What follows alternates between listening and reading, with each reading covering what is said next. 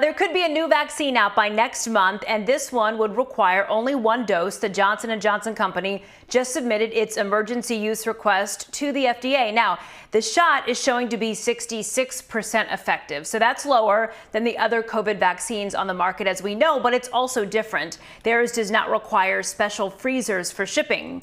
And North Texas could use those extra vaccine doses. One site had to send people home yesterday without their vaccine shot after many of them waited for hours. So Hannah Davis joining us this morning in front of John Clark Stadium with more on what happened.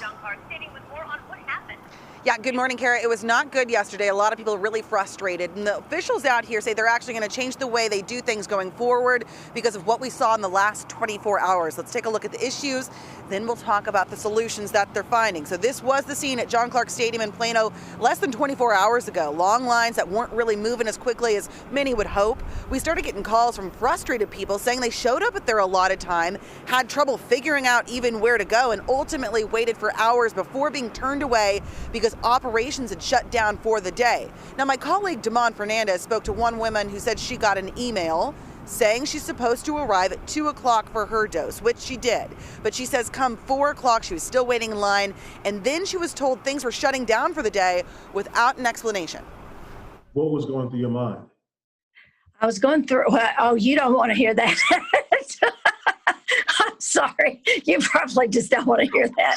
I wasn't sure whether they had issues with not enough vaccine or whether they were just done for the day or what was going on. The man had no explanation, and there were so many people behind me that I didn't want to hold up the line.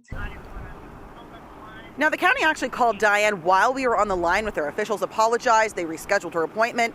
Here's what Collin County says what happened. They said earlier this week they were seeing no-show rates of about 30%. They assumed those folks had gotten their vaccine at another provider in the meantime and then just didn't show up or called to cancel. So they adjusted and added more people to the list yesterday and said essentially almost every single person on that list did show up, overwhelming the staff. So this is what they're going to do going forward. They say they're actually going to cut back on those numbers. They would rather have a smooth operation than one where they're overwhelmed. They say that they are calling all of these people to reschedule.